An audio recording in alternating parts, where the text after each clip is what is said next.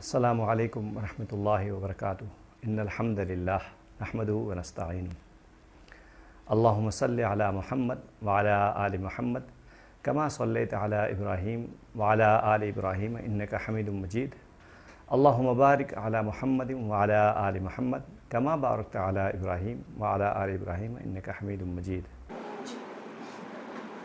السلام علیکم ورحمۃ اللہ وبرکاتہ ان الحمد للہ نحمدہ ونستعینہ ونستغفرہ اعوذ باللہ من الشیطان الرجیم بسم اللہ الرحمن الرحیم ان ابراہیم کان امۃ قانتا للہ حنیفا ولم یک من المشرکین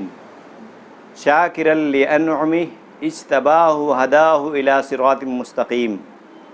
وآتیناہ فی الدنیا حسنہ وَإِنَّهُ فِي الْآخِرَةِ لَمِنَ الصَّالِحِينَ۔ محترم حضرات، میں نے آپ لوگوں کے سامنے سورہ نحل کی 3 آیتوں کی تلاوت کی، جس میں اللہ سبحانہ وتعالیٰ ارشاد فرماتے ہیں ابراہیم علیہ السلام، بے شک ابراہیم علیہ السلام اپنے آپ میں ایک امت تھے۔ ان ابراہیم کان امۃ قانتا للہ حنیفا، ابراہیم علیہ السلام اکیلے اپنی آپ میں ایک امت تھے، ایک جماعت تھے، ایک کمیونٹی تھے۔ سبحان اللہ۔ قانتا للہ حنیفا، اللہ کے لیے ادب سے سر تسلیم خم کر دیا، پوری طرح سے اللہ سبحانہ تعالیٰ کے لیے ایمان پر، توحید پر، یقین پر، عقیدے کے لیے کھڑے ہو گئے۔ ولم یک من المشرکین، اور وہ مشرکوں میں سے نہیں تھے۔ یہ نہیں تھا کہ اللہ کے لیے بھی کھڑے ہو اور کسی کے لیے بھی، اللہ کے لیے جتنی عزت وقار اور بلندی ہو کسی اور کے لیے بھی ہو، نہیں، اللہ سبحانہ وتعالیٰ کے لیے خالص ہو گئے۔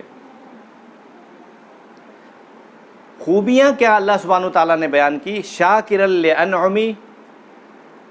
وہ شکر گزار تھے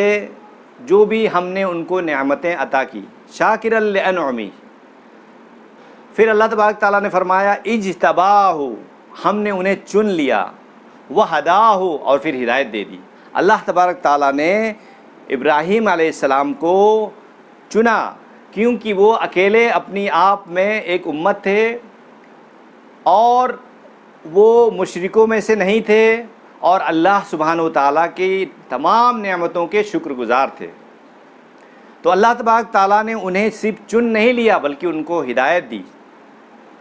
کس کی ہدایت دی؟ الی صراط مستقیم، سیدھے راستے کی ہدایت دی، جو راستہ بالکل وہ ہائی وے جو جنت کی طرف جاتا ہے، جو مغفرت کی طرف جاتا ہے، جو اللہ سبحانہ وتعالیٰ کی رحمت اور تمام طرح کی برکات کے اس پہ گزرتا ہے۔ پھر اللہ تبارک تعالیٰ نے فرمایا وَآتَيْنَاهُ فِي الدُّنْيَا حَسَنَةً، اور ہم نے ان کو دنیا میں بھی بھلائی دی۔ وَآتَيْنَاهُ، اور ہم نے ان کو عطا کیا، فی الدنیا حسنہ، دنیا میں بھی بھلائی عطا کی،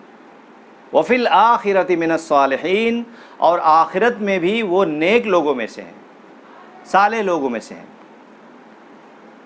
جب انہوں نے دعا کی، جب اللہ تبارک تعالیٰ نے ان کو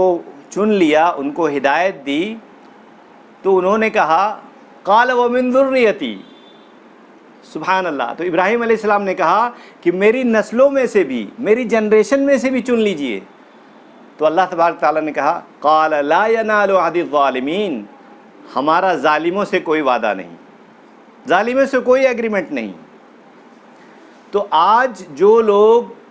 دین کا، اسلام کا، شریعت کا اور جو بھی نیک کام کر رہے ہیں، انہیں ذرا بھی غم زدہ نہیں ہونا چاہیے کہ ہمارے ساتھ ہمارا خاندان نہیں ہے، ہماری کمیونٹی نہیں ہے، ہماری سوسائٹی نہیں ہے، ہماری گورنمنٹ نہیں ہے، ہمارے یہ نہیں، وہ نہیں، کوئی وہ نہیں ہے۔ ابراہیم علیہ السلام کی بہترین مثال ہے۔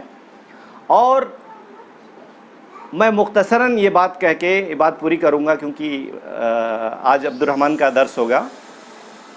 کہ جب وہ بچپن میں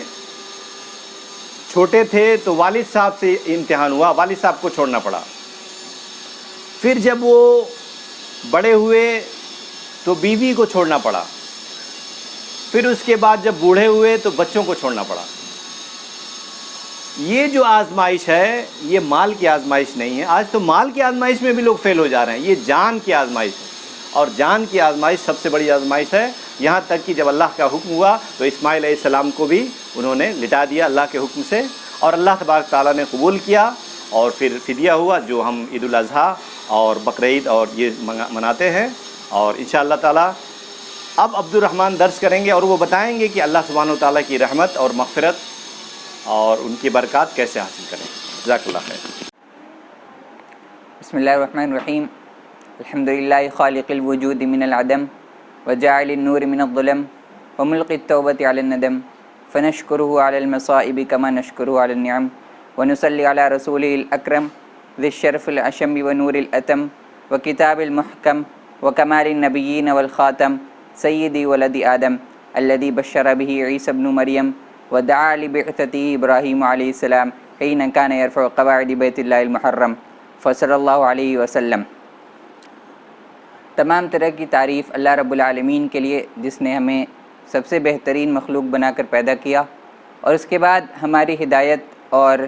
صحیح راستے کی طرف رہنمائی کے لیے انبیاء اکرام کو بھیجا، خصوصاً نبی کریم صلی اللہ علیہ وسلم کو، جن کے ذریعے ہماری ہدایت اور زندگی گزارنے کے بہترین طریقے کا مکمل انتظام کر دیا۔ اس کے بعد صلاۃ و سلام ہو نبی کریم صلی اللہ علیہ وسلم پر، جنہوں نے اللہ کے پیغام کو پوری طرح سے ہم تک پہنچایا، اور آپ کی آل و اولاد پر بھی اور آپ کے تمام اصحاب پر بھی۔ آج کا ہمارا موضوع اللہ رب العالمین کی محبت اور اللہ رب العالمین کی رحمت کیسے حاصل کریں اس کے اوپر مبنی ہے۔ کسی بھی انسان کے لیے سب سے اعلیٰ مقام یہ ہو سکتا ہے کہ اللہ رب العالمین اس سے محبت کرنے لگے اور اس کو اللہ رب العالمین کی ساری رحمتیں مل جائے، کیونکہ ایک بار جب انسان کو اللہ رب العالمین کی محبت اور اس کی رحمت مل جاتی ہے تو اس کی یہ دنیا بھی اور آنے والی دنیا بھی یعنی آخرت کی دنیا بھی سنور جاتی ہے، اور اس کے برعکس اگر کسی کو یہ چیزیں نہ نصیب ہوں تو اس کی دنیا کی زندگی بھی مصیبتوں سے بھری ہوتی ہے اور آخرت میں بھی اس کو دردناک عذاب سے دوچار ہونا پڑ سکتا ہے۔ اللہ رب العالمین کی محبت اور رحمت کا اندازہ اسی سے لگایا جا سکتا ہے کہ اللہ رب العالمین کی رحمت اور محبت کس طرح حاصل کی جائے، یہ خود اللہ رب العالمین نے ہی بتا دیا۔ اگر ہم دنیا کی مثال سے سمجھیں تو اگر کسی انسان کو کسی انسان سے محبت ہوتی ہے یا کسی چیز سے کسی کو محبت ہو جاتی ہے تو وہ چیز یا وہ انسان خود تو نہیں بتا دیتا کہ مجھ سے اس طرح محبت کرو یا اس طرح میرے قریب آ سکتے ہو یا میری رحمت تمہیں اس طرح مل سکتی ہے، بلکہ وہ انسان کو خود اپنی عقل سے اور اپنے آپ سے پتہ لگانا پڑتا ہے کہ کیسے میں کروں۔ لیکن اللہ رب العالمین نے خود طریقہ بتا دیا کہ کس طرح سے اللہ رب العالمین کی رحمت اور محبت حاصل کی جائے۔ اب ضرورت اس بات کی ہے کہ ہم انہی طریقوں کو اختیار کریں جو اللہ رب العالمین نے خود بتائے ہیں۔ اگر ہم اللہ رب العالمین کے بتائے ہوئے طریقے کے علاوہ کسی اور طریقے کے ذریعے اس کی محبت اور رحمت حاصل کرنے کی کوشش کریں گے تو وہ ملنا تو دور کی بات، ہم اللہ رب العالمین کو ناراض کر بیٹھیں گے۔ اللہ رب العالمین کی محبت کے بارے میں نبی کریم صلی اللہ علیہ وسلم کو سب سے اعلیٰ مقام حاصل ہے، یعنی اللہ رب العالمین کی محبت اور رحمت کے معاملے میں سب سے اعلیٰ مقام نبی کریم صلی اللہ علیہ وسلم کو حاصل ہے، کیونکہ آپ صلی اللہ علیہ وسلم اللہ رب العالمین کے سب سے محبوب بندے تھے۔ اس کے باوجود بھی جب آپ صلی اللہ علیہ وسلم کو یہ تمام چیزیں ملی ہوئی تھیں، اس کے باوجود بھی آپ صلی اللہ علیہ وسلم دعا کرتے تھے کہ اے اللہ، میں تجھ سے اور اس شخص کی جو تجھ سے محبت کرتا ہے اس کی محبت کی توفیق مانگتا ہوں، اور تجھ سے ایسے عمل کی توفیق مانگتا ہوں جس سے تیری محبت کا حاصل کرنا آسان ہو جائے۔ جب اللہ رب العالمین کسی بندے سے محبت کرتا ہے تو اس کے اوپر اس محبت کے ثمرات یعنی اس محبت کے پھل میں جو چیزیں ملنے ہوتی ہیں وہ ظاہر ہونے لگتی ہیں۔ اللہ رب العالمین اس کو دنیا میں بھی فائدہ دیتا ہے اور آخرت میں بھی اس کے لیے بہترین اجر تیار رکھتا ہے، اور اسی طرح سے اللہ رب العالمین کی مدد ہر چیز میں حاصل ہو جاتی ہے، اور لوگوں کے درمیان بھی لوگ اس کو مقبول تسلیم کرتے ہیں اور لوگ بھی اس سے محبت کرنے لگتے ہیں۔ ابو ہریرہ رضی اللہ عنہ کی حدیث ہے صحیح بخاری میں کہ نبی کریم صلی اللہ علیہ وسلم نے ارشاد فرمایا، جب اللہ تعالیٰ کسی بندے سے محبت کرتا ہے تو وہ جبریل علیہ السلام کو بلاتا ہے اور ان سے کہتا ہے کہ اے جبریل، میں فلاں بندے سے محبت کرتا ہوں تو تم بھی ان سے محبت کرو۔ پھر جبریل علیہ السلام آسمان میں جاتے ہیں اور تمام فرشتوں میں منادی کر دیتے ہیں کہ اللہ تعالیٰ نے کہا ہے کہ وہ فلاں بندے سے محبت کرتا ہے تو اب تم سب بھی اس سے محبت کرو، اور اس کے نتیجے میں تمام کے تمام فرشتے اس انسان سے محبت کرتے ہیں، اس کے لیے رحمت اور مغفرت کی دعائیں کرتے ہیں، اور اس کے بعد دنیا والوں میں زمین والوں میں بھی اس شخص کے لیے مقبولیت لکھ دی جاتی ہے، یعنی زمین والوں میں بھی وہ انسان عزت والا اور محبوب ہو جاتا ہے۔ اللہ رب العالمین کی محبت کی صورت یہ ہے کہ اس انسان کے لیے خیر و بھلائی لکھ دی جاتی ہے، اللہ رب العالمین صحیح راستے کی طرف اسے ہدایت کر دیتا ہے اور اسے صحیح اور غلط کی تمیز سکھا دیتا ہے۔ فرشتوں کی محبت یہ کہ فرشتے اس کے لیے رحمت اور مغفرت کی دعائیں کرتے ہیں، اور انسانوں کی محبت یہ کہ لوگ اس سے راضی ہو جاتے ہیں اور لوگ اس سے محبت کرتے ہیں اور اس کو اپنے نزدیک قبول سمجھتے ہیں۔ اسی طرح سے بہت سارے فتنوں اور مشکلات میں مبتلا ہونے کی وجہ سے انسان کے دل میں اللہ کی محبت کم ہونے لگتی ہے، انسان کے من میں شک آنے لگتا ہے کہ کیا اللہ رب العالمین مجھ سے محبت کرتا بھی ہے یا نہیں، کیونکہ لگاتار مصیبتیں میرے اوپر آ رہی ہیں، باقی لوگوں پر تو نہیں آ رہی۔ تو اس وجہ سے انسان کے من میں شک پیدا ہونے لگتا ہے، اور اسی طرح اللہ رب العالمین اپنی محبت کو آزماتا بھی ہے کہ اپنے بندے کہ میرے بندے مجھ سے محبت کرتے بھی ہیں یا نہیں، کیونکہ محبت کا امتحان تو مصیبت کے وقت میں ہی ہوتا ہے۔ اچھے حالات میں ہر کوئی محبت کا دعویٰ کرتا ہے اور کرتا بھی ہے، لیکن اصل امتحان تو اس وقت ہوتا ہے جب اس محبت پر سوال اٹھ جائے۔ اسی طرح سے اللہ رب العالمین نے بہت سارے طریقے بتائے جس کے ذریعے ہم اس کی محبت حاصل کر سکتے ہیں۔ سب سے پہلا تو یہ کہ اللہ رب العالمین کے جو اچھے اچھے نام اس نے خود بتائے ہیں، اسماء و صفات، ان کے ذریعے ہم اللہ رب العالمین کو جانیں، پہچانیں۔ اللہ رب العالمین کے جو بھی خصوصیات ہیں یا اللہ رب العالمین کی توحید کے بارے میں جانیں، اللہ رب العالمین کو پہچانیں، اور اسی کے ذریعے ہم اس کے ناموں کے ذریعے اس سے دعا کریں، اس کی عبادت میں زیادہ سے زیادہ رغبت اور طلب پیدا کریں۔ یعنی جب ہم اللہ رب العالمین کو زیادہ سے زیادہ جانیں گے تو اور بہتر طریقے سے اس کی عبادت کر پائیں گے، کیونکہ اللہ رب العالمین نے ارشاد فرمایا سورہ فاطر کی آیت نمبر 28 میں، انما یخشى اللہ من عبادہ العلماء، کہ بے شک اللہ رب العالمین سے حقیقی معنوں میں جو ڈرتے ہیں تو وہ وہی ڈرتے ہیں جو علم والے ہیں، یعنی جن کے پاس اللہ رب العالمین کا علم ہوتا ہے وہ بہتر طریقے سے ڈر سکتے ہیں، کیونکہ انہیں پتہ ہوگا اللہ رب العالمین کا عذاب کیسا ہے اور اس کی رحمت کیسی ہے۔ اسی طرح سے اللہ رب العالمین نے ارشاد فرمایا کہ اللہ رب العالمین کی کتاب پر توجہ دو اور اس کے ذریعے اللہ رب العالمین کی محبت حاصل کرو۔ سورہ صاد کی آیت نمبر 29 میں اللہ رب العالمین نے ارشاد فرمایا، کتاب انزلناہ الیک مبارک لیدبروا آیاتہ ولیتذکر اولو الالباب،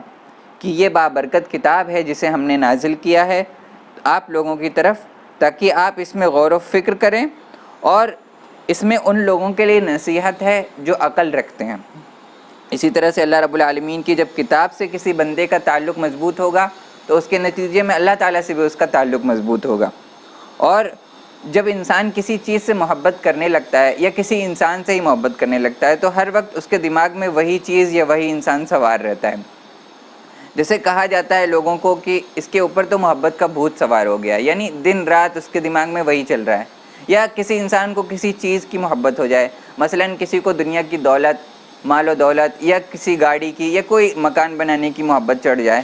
تو اس کے دماغ میں دن رات وہی چیز چلتی رہتی ہے اور وہ اسی کا بار بار ذکر بھی کرتا رہتا ہے۔ جب انسان کو اللہ رب العالمین سے محبت ہوگی تو وہ اللہ رب العالمین کی یاد میں خود بخود مبتلا رہے گا، اسے کوشش نہیں کرنی پڑے گی کہ میں اللہ رب العالمین کو یاد کروں، بلکہ اس کا دماغ آٹومیٹکلی اللہ رب العالمین کو ہر وقت یاد رکھے گا، اور جب اللہ رب العالمین کو یاد رکھے گا تو اسے اس بات کا بھی خیال رہے گا کہ وہ اللہ رب العالمین کی نظر میں ہے اور وہ گناہوں سے بچ جائے گا اس نتیجے میں۔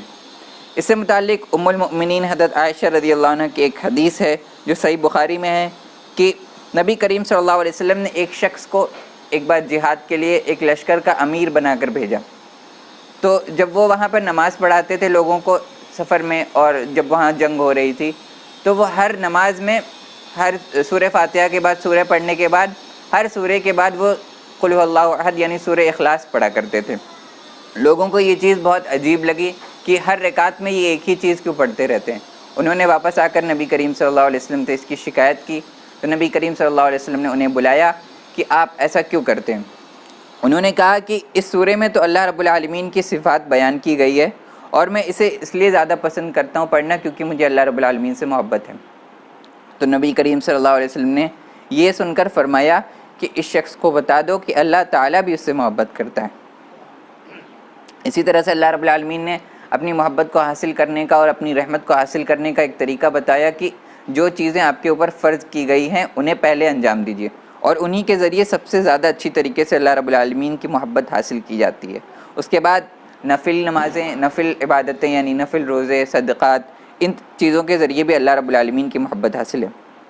ایک حدیث ہے جس میں نبی کریم صلی اللہ علیہ وسلم خود اللہ تعالیٰ سے ہی روایت کرتے ہیں. یہ حدیث صحیح بخاری میں بھی ہے کہ اللہ رب العالمین کہتا ہے کہ میرے بندے نے جو چیزیں اس کے اوپر میں نے فرض کی تھی اس میں سے اگر کوئی چیز کے ذریعے میرے قریب آنا چاہتا ہے تو وہ سب سے افضل ہے. یعنی ان چیزوں کو جو میں نے اس کے اوپر فرض کر دی ہیں اگر وہ ان کے ذریعے میرے قریب یعنی ان چیزوں کو کر میرے قریب آنا چاہتا ہے تو وہ سب سے افضل ہے. اور اس کے بعد نفل عبادات ہیں جن کے ذریعے وہ میرے قریب آنا چاہتا ہے. یہاں تک کہ میں اس سے محبت کرنے لگتا ہوں اور جب میں اس کے اس عبادت اور فرائض کی ادائیگی اور نوافل کے اہتمام کی وجہ سے محبت کرنے لگتا ہوں تو اس بندے کے لیے میں یہ کرتا ہوں کہ میں اس کا کان بن جاتا ہوں جس سے وہ سنتا ہے, میں اس کی آنکھیں بن جاتا ہوں جس سے وہ دیکھتا ہے, میں اس کا ہاتھ بن جاتا ہوں جس سے وہ پکڑتا ہے, اور میں اس کا پیر بن جاتا ہوں جس سے وہ چلتا ہے. اگر وہ مجھ سے کسی چیز کا سوال کرتا ہے تو میں اسے ضرور عطا کرتا ہوں, اور اگر کسی چیز سے میری پناہ مانگتا ہے تو میں اسے ضرور پناہ دیتا ہوں. یعنی اللہ رب العالمین اس شخص کا کان, آنکھ, ناک, ہاتھ, پیر بن جاتا ہے. اور اس کا مطلب یہ ہے کہ اللہ رب العالمین اس کی آنکھوں کو صحیح استعمال کرنا سکھا دیتا ہے, اس کے کان کو صحیح چیزوں کی طرف کر دیتا ہے, اس کے پیروں کے ذریعے وہ گناہ نہیں کرتا بلکہ صحیح راہ کی طرف چلنا سکھا دیتا ہے, اور اس کے ہاتھوں کو بری چیزوں سے روک لیتا ہے اور اچھائی کی طرف بڑھا دیتا ہے. اور ساتھ ساتھ وہ انسان مستجاب الدعوات بن جاتا ہے, یعنی ایسا انسان جس کی تمام دعائیں قبول ہو جاتی ہیں. لوگوں میں اللہ رب العالمین کے بعض محبوب بندے ایسے ہوتے ہیں جن کی ساری دعائیں اللہ رب العالمین مان لیتا ہے, اور لوگ اکثر کوشش کرتے ہیں کہ ان سے اپنی دعائیں کرائیں, کیونکہ اگر وہ دعا کر دیں گے تو اللہ رب العالمین ضرور قبول کرے گا. تو اللہ رب العالمین کی جس انسان کو محبت مل جائے انسان ویسا بندہ بن جاتا ہے کہ اس کی تمام دعائیں اللہ رب العالمین قبول کرنے لگتا ہے. اسی طرح سے اللہ رب العالمین نے بتایا کہ نبی کریم صلی اللہ علیہ وسلم کے طریقے پہ چل کر اور نبی کریم صلی اللہ علیہ وسلم کی اتباع کر کے اللہ رب العالمین کی محبت حاصل کی جا سکتی ہے. اللہ رب العالمین نے سورہ آل عمران کی آیت نمبر 31 میں ارشاد فرمایا قل ان کنتم تحبون اللہ فاتبعونی یحببکم اللہ ویغفر لکم ذنوبکم واللہ غفور رحیم. اے محمد صلی اللہ علیہ وسلم آپ ان لوگوں سے کہہ دیجئے کہ اگر تم اللہ رب العالمین سے محبت کرتے ہو, اگر تم دعویٰ کرتے ہو کہ اللہ رب العالمین سے تمہاری محبت ہے تو میری اتباع کرو. اگر میری اتباع کرو گے تو اللہ رب العالمین تم سے محبت کرے گا اور تمہارے گناہوں کو معاف کر دے گا. بے شک اللہ رب العالمین ہی سب سے زیادہ معاف کرنے والا اور سب سے بڑا مہربان ہے. اسے پتہ چلا کہ نبی کریم صلی اللہ علیہ وسلم کی باتوں پر عمل کرنا, آپ کی سنت پر عمل کرنے کے ذریعے ہی اللہ رب العالمین کی محبت حاصل ہو سکتی ہے. اگر کوئی اور طریقہ نبی کریم صلی اللہ علیہ وسلم کے بتائے ہوئے طریقے کے خلاف ہم نے اختیار کیا تو اللہ رب العالمین کی محبت نہیں حاصل ہو سکتی. اسی طرح سے رحمت کے بارے میں بھی بیان کیا جائے کہ محبت تو ہمیں پتہ چل گیا اللہ رب العالمین کی کیسے حاصل ہوگی. اب اللہ رب العالمین کی رحمت, یعنی رحمت ہم نے اپنی زندگی میں رحم کس چیز کو سمجھا ہوا ہے. پہلے تو ہمیں اس لفظ پر غور کرنا چاہیے کہ رحمت کیا ہے. دنیا میں ہم رحم کرنا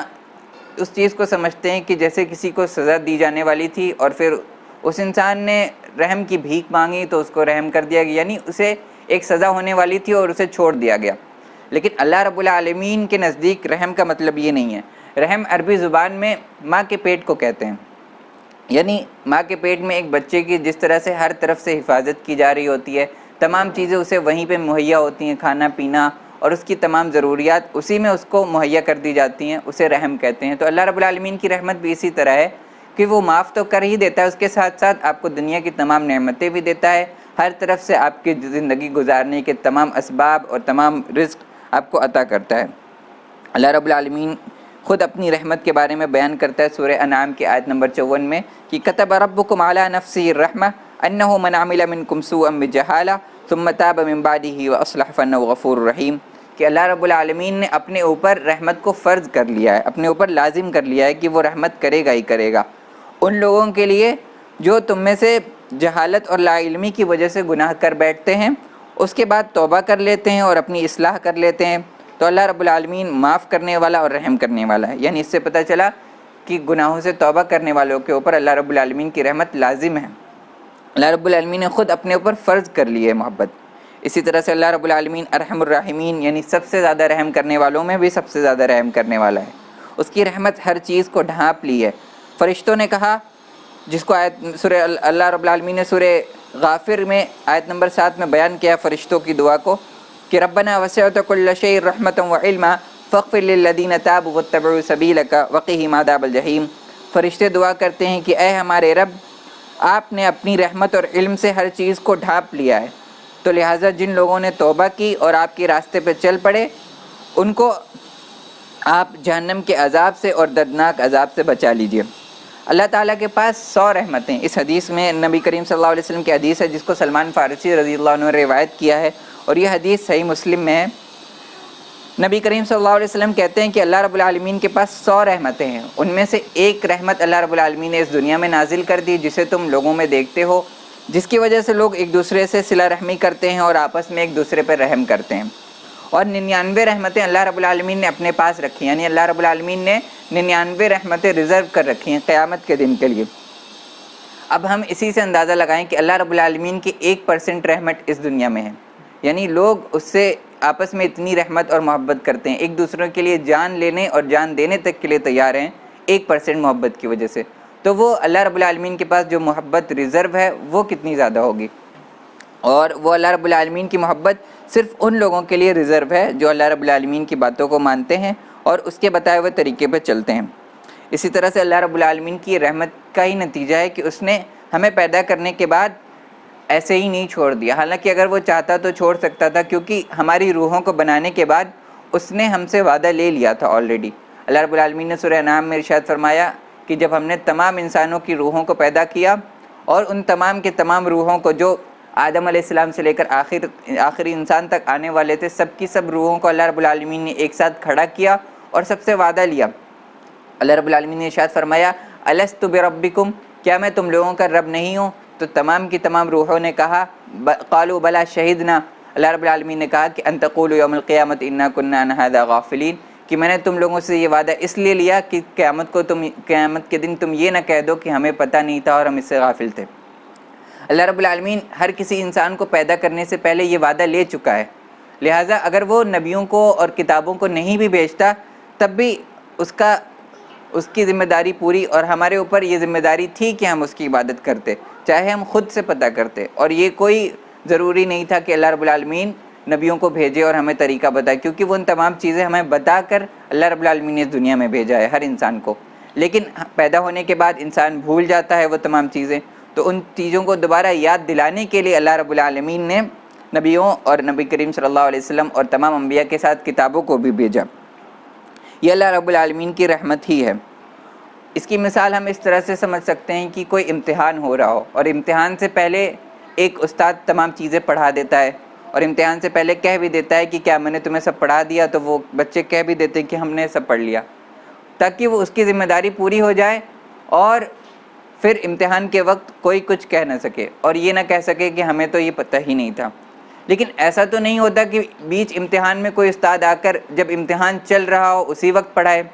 اور ہر چیز کا جواب بتاتا بھی جائے، ایسا تو دنیا کے امتحانوں میں نہیں ہوتا۔ لیکن جو یہ زندگی کا امتحان ہے، اس میں اللہ رب العالمین نے یہ انتظام کر رکھا ہے کہ یہ امتحان ہمارا چل بھی رہا ہے لیکن ساتھ ساتھ سارے آنسر ہمیں بیچ میں بتائے بھی جا رہے ہیں۔ تو یہ اللہ رب العالمین کی رحمت ہے، اس کا اندازہ اسی بات سے لگایا جا سکتا ہے۔ اور اسی طرح سے اللہ رب العالمین کی رحمت حاصل کرنے کے لیے اللہ رب العالمین نے بتایا کہ نبی کریم صلی اللہ علیہ وسلم کی اتباع کرو اور نماز قائم کرو اور زکوٰۃ ادا کرو تاکہ تمہارے اوپر رحم کیا جائے۔ سورہ نور میں اللہ رب العالمین نے ارشاد فرمایا وَأَقِیمُوا الصَّلَاةَ وَآتُوا الزَّکَاةَ وَأَطِیعُوا الرَّسُولَ لَعَلَّکُمْ تُرْحَمُونَ، نماز قائم کرو، زکوٰۃ ادا کرو اور نبی کی اتباع کرو تاکہ تمہارے اوپر رحم کیا جائے۔ اس سے یہ بھی پتہ چلتا ہے کہ اگر آپ یہ چیزیں نہیں کریں گے تو رحمت نہیں حاصل ہوگی، کیونکہ اللہ رب العالمین نے کہا کہ یہ چیزیں کرو تاکہ تمہارے اوپر رحم کیا جائے، یعنی نہیں کرو گے تو رحمت سے محروم ہو سکتے ہو۔ اسی طرح سے رات میں تہجد پڑھنے اور اس کے لیے گھر والوں کو جگانے کے لیے بھی نبی کریم صلی اللہ علیہ وسلم نے خصوصی رحمت کا وعدہ کیا۔ حضرت ابو ہریرہ رضی اللہ عنہ کی روایت ہے جو نبی کریم صلی اللہ علیہ وسلم جس میں ارشاد فرماتے ہیں کہ اللہ تعالیٰ اس شخص پر رحم فرمائے جو رات میں اٹھ کر اللہ رب العالمین کی عبادت کرے اور نماز پڑھے، یعنی تہجد کی نماز پڑھے، اور اپنی اہلیہ کو بھی جگائے۔ اگر وہ انکار کرے یعنی نیند یا سستی کی وجہ سے اس کے گھر والے یا اس کی اہلیہ نہ اٹھیں تو ان کے منہ پہ پانی مار کر جگائے۔ اللہ تعالیٰ اس عورت پر رحم فرمائے جو رات میں اٹھے اور عبادت کرے اور نماز پڑھے یعنی تہجد کی نماز پڑھے اور اپنے شوہر کو گھر والوں کو جگائے، اور اگر وہ انکار کریں تو ان کے منہ پر پانی مار کر جگائے۔ تو اس میں پتہ چلا کہ کہ نبی کریم صلی اللہ علیہ وسلم نے ان لوگوں کے لیے جو رات میں عبادت کرتے ہیں ان کے لیے رحمت کی دعا بھی کی ہے اور اللہ رب العالمین کی رحمت کا وعدہ بھی کیا ہے۔ اسی طرح سے ان مجلسوں اور ان حلقوں میں بیٹھنا جس میں اللہ رب العالمین کا ذکر کیا جاتا ہو، ان محفلوں میں جانا جہاں اللہ رب العالمین کی کتاب پڑھی جاتی ہو، جہاں اللہ رب العالمین کا ذکر ہوتا ہو، جہاں دین کی تعلیم دی جاتی ہو، ان میں جانا بھی اللہ رب العالمین کی رحمت کا ایک سبب ہے۔ حضرت ابو ہریرہ رضی اللہ عنہ سے روایت ہے کہ نبی کریم صلی اللہ علیہ وسلم نے ارشاد فرمایا، جب بھی اللہ تعالیٰ کے کسی گھر میں یعنی مسجد میں کچھ لوگ اکٹھا ہو کر قرآن مجید پڑھتے ہیں اور ایک دوسرے کو پڑھاتے ہیں اور ایک دوسرے کو تعلیم دیتے ہیں تو ان پر اللہ رب العالمین کی خاص مدد نازل ہوتی ہے، ان کو اللہ رب العالمین کی رحمت ڈھانپ لیتی ہے، فرشتے انہیں گھیر لیتے ہیں اور اللہ رب العالمین ان لوگوں کا ذکر ان لوگوں میں کرتا ہے جو اس کے پاس رہتے ہیں، یعنی اپنے قریبی فرشتوں میں ان کا ذکر کرتا ہے۔ اس سے پتہ چلا کہ اللہ رب العالمین کی ان محفلوں میں بیٹھنا جس میں اللہ رب العالمین کا ذکر ہوتا ہو، یہ بھی رحمت کے حاصل کرنے کا ایک طریقہ ہے۔ اور ایک اور اہم طریقہ کہ اللہ رب العالمین کی مخلوق پر رحم کرنا، یعنی اللہ رب العالمین نے جو بھی چیزیں دنیا میں بنائی ہیں، خصوصاً وہ چیزیں جن میں جان ڈالی ہے اللہ رب العالمین نے، چاہے وہ انسان ہو چاہے جانور ہو، ان پر رحم کرنے سے اللہ رب العالمین کی رحمت حاصل ہوتی ہے۔ عبداللہ بن عمرو بن عاص رضی اللہ عنہ سے روایت ہے کہ نبی کریم صلی اللہ علیہ وسلم نے ارشاد فرمایا، الرحمون یرحمهم الرحمن ارحموا اہل الارض یرحمکم من فی السماء، رحم کرنے والوں پر رحمان یعنی اللہ تعالیٰ رحم کرتا ہے تو تم زمین والوں پر رحم کرو، آسمان والا تم پر رحم کرے گا۔ یعنی اس میں نبی کریم صلی اللہ علیہ وسلم نے ارشاد فرمایا کہ اللہ رب العالمین کی جو تمام مخلوقات ہیں ان پر رحم کریے، چاہے وہ انسان ہو، جانور ہو یا کچھ بھی ہوں، اور اگر آپ ان پر رحم کریں گے تو اللہ رب العالمین کی طرف سے آپ کو رحمت حاصل ہوگی۔ اسی طرح سے اللہ رب العالمین کی رحمت اور اللہ رب العالمین کی محبت کو حاصل کرنے کے لیے ہمیں دین کو اولین ترجیح بنانا ہوگا، یعنی اسلام کو اور اللہ رب العالمین کے نازل کیے ہوئے دین کو ہمیں اپنی ٹاپ پرائیورٹی بنانے پڑے گا، تبھی اللہ رب العالمین کی رحمت اور اللہ رب العالمین کی محبت حاصل ہوگی۔ ہم اسلام کو اور اللہ رب العالمین کے نازل کیے ہوئے دین کو اپنا ریٹائرمنٹ پلان نہ بنائیں کہ جب ہم بزرگ ہو جائیں گے، جب موت کا وقت قریب آ جائے گا تو ہم عبادت کر لیں گے۔ حالانکہ بہت سے لوگوں کو یہ موقع مل بھی جاتا ہے کہ اللہ رب العالمین انہیں بڑھاپے میں عقل دے دیتا ہے۔ ہماری مسجدوں میں آپ اگر جائیں تو آپ کو بزرگ لوگ زیادہ ملیں گے، کیونکہ اللہ رب العالمین آخر میں یہ توفیق دے دیتا ہے بہت سے لوگوں کو۔ لیکن یہ بھی سوچنے کی بات ہے کہ اس بات کی کیا گارنٹی ہے، کیونکہ بہت سے لوگ اس چیزوں سے محروم بھی رہ گئے۔ بہت سے لوگ یہ سوچتے تھے کہ ہم بڑھاپے میں عبادت کریں گے، دین کا علم حاصل کریں گے، جب ہم تمام چیزوں سے فری ہو جائیں گے تب جا کر ہم دین کا علم حاصل کریں گے، اور اللہ رب العالمین نے ان کو یہ موقع نہیں دیا۔ اس کے بارے میں اللہ رب العالمین نے سورہ منافقون میں ارشاد بھی فرمایا کہ یا ایھا الذین آمنوا لا تلھکم اموالکم ولا اولادکم عن ذکر اللہ ومن یفعل ذلک فاولئک هم الخاسرون وانفقوا مما رزقناکم من قبل ان یأتی احدکم الموت فیقول رب لولا اخرتنی الی اجل قریب فاصدق واکن من الصالحین ولن یؤخر اللہ نفسا اذا جاء اجلها واللہ خبیر بما تعملون، کہ اے ایمان والوں، تمہارے مال اور تمہاری اولادیں یعنی تمہاری دنیا کی جو زندگی ہے، تمہارے جو تام جام ہے، تمہارا جو بزنس ہے یا جو بھی چیزیں ہیں جن میں تم بزی، اگر تم نے ایسا کیا تو تم بہت نقصان اٹھانے والے میں ہوگے، اور اللہ رب العالمین نے جو چیزیں تمہیں دے رکھی ہیں انہیں خرچ کرو اللہ رب العالمین کی راہ میں۔ یعنی اللہ رب العالمین نے آپ کو مال دیا ہے تو وہ اسے اللہ رب العالمین کے راستے میں خرچ کرو۔ اللہ رب العالمین نے آپ کو جوانی میں انرجی دی ہے تو وہ اللہ رب العالمین کے راستے میں خرچ کرو، اس سے پہلے کہ تمہارے اوپر موت آ جائے، تو تاکہ تم یہ نہ کہو جب تمہارے اوپر موت آ جائے کہ اے اللہ رب العالمین اگر ہمیں تھوڑی اور مہلت مل جاتی تو میں نیک بن جاتا اور زیادہ اچھے اعمال کرتا۔ اللہ رب العالمین آگے ارشاد فرماتے ہیں کہ جب اللہ رب العالمین کی موت کا حکم آ جاتا ہے تو پھر کسی کو ایک گھڑی کے لیے بھی، ایک سیکنڈ کے لیے بھی مہلت نہیں ملتی ہے، اور اللہ رب العالمین ان تمام چیزوں کو جانتا ہے جو تم کر رہے ہو۔ تو اس سے پتہ چلا کہ اللہ رب العالمین کی رحمت اور محبت کو حاصل کرنے کے لیے ہمیں اسلام کو اپنی اولین ترجیح بنانا ہوگا۔ ہماری سب سے ٹاپ پرائیورٹی اسلام اور اللہ رب العالمین کا بتایا ہوا دین ہونا چاہیے، اور ہم جو بھی کچھ کر رہے ہیں اس میں ہمیں اس بات کا لحاظ رکھنا چاہیے کہ کیا وہ دین کے مطابق ہے کہ نہیں، اور جب ہمیں ان تمام چیزوں کا خیال رہے گا تو ہماری زندگی خود بخود اللہ رب العالمین کے بتائے ہوئے طریقے کے مطابق ڈھل جائے گی، اور پھر ہمیں الگ سے وقت نکال کر یا بڑھاپے کا انتظار کر کے دین کے لیے محنت نہیں کرنی پڑے گی، بلکہ ہماری زندگی ہر دن ویسے گزرے گی جیسا کہ نبی کریم صلی اللہ علیہ وسلم کا بتایا ہوا طریقہ ہے۔ اسی طرح سے امام حافظ ابن حجر اور امام شافعی کے بارے میں ذکر آتا ہے کہ ایک بار ان سے سوال کیا گیا کہ اگر آپ کو یہ پتہ چل جائے کہ آج آپ کی موت کا دن ہے تو آپ کیسا دن گزاریں گے؟ تو انہوں نے کہا کہ میں کچھ خاص نہیں کروں گا۔ تو لوگوں کو تعجب ہوا کہ آپ کو پتہ چل رہا ہے آج آپ مرنے والے ہیں، پھر بھی آپ کچھ نہیں کریں گے خاص؟ انہوں نے کہا میں اس لیے نہیں کروں گا کچھ کیونکہ میں ہر دن اسی طرح گزارتا ہوں کہ آج مرنے والا ہوں، تو مجھے الگ سے کچھ ایکسٹرا کرنے کی ضرورت ہی نہیں۔ تو ہمیں بھی اسی طرح سے انہی کے طریقے کے مطابق چلنے کی کوشش کرنی چاہیے، اور ہر چیز میں اسلام کو اپنی اولین ترجیح دینی چاہیے۔ جس طرح ہم اپنی دنیا کی چیزوں کو سب سے زیادہ ترجیح دیتے ہیں کہ ان کے لیے ہم پورا وقت نکالتے ہیں اور اپنی ساری انرجی وہاں پہ صرف کرتے ہیں، ہمیں اسلام کو اپنی اتنی ترجیح دینی ہوگی۔ اور ہم دنیا میں تو یہ بہانے مار سکتے ہیں کہ ہمارے پاس وقت نہیں ہے، ہم ان چیز میں بزی ہیں، ان چیزوں میں بزی ہیں، اور ہمارے پاس اتنا وقت نہیں کہ ہم بیٹھ کے قرآن سیکھیں، عربی زبان سیکھیں یا اللہ رب العالمین کا دین سیکھیں، وہ بہت مشکل ہے، اس میں بہت وقت لگتا ہے۔ یہ ہم انسانوں کے سامنے تو یہ باتیں کہہ سکتے ہیں لیکن کیا ہم قیامت کے دن اللہ رب العالمین کے سامنے یہ باتیں کہہ پائیں گے؟ اللہ رب العالمین نے ارشاد فرمایا وَمَا خَلَقْتُ الْجِنَّ وَالْإِنسَ إِلَّا لِيَعْبُدُونِ، کہ ہم نے انسانوں اور جناتوں کو صرف عبادت کے لیے پیدا کیا ہے۔ تو جب ہمارا پورا پیدا ہونے کا پرپز ہی عبادت ہے تو باقی چیزیں جو ہم ایکسٹرا کر رہے ہیں وہ تو زندگی گزارنے کے لیے ہے۔ اگر ہم ان چیزوں کو اتنی زیادہ ترجیح دے کر اللہ رب العالمین کی عبادت کو پیچھے ڈال دیں گے تو یہ ہمارا خود کا ذمہ ہوگا، اور اللہ رب العالمین ہمارے کسی بھی بہانے کو قبول نہیں کرے گا۔ اب آخر میں دعا ہے کہ اللہ رب العالمین ہمیں ان تمام باتوں کی توفیق عطا فرمائے، ہمیں اپنی رحمت اور محبت حاصل کرنے کا جذبہ اور اس کی توفیق عطا فرمائے، ہمارے اوپر اپنی رحمت نازل فرمائے، آمین۔ وآخر دعوانا الحمدللہ رب العالمین۔ اقول قولی ھذا واستغفر اللہ لی ولکم ولسائر المسلمین فاستغفروہ انہ الغفور الرحیم، وما علینا الا البلاغ۔ السلام علیکم ورحمۃ اللہ وبرکاتہ۔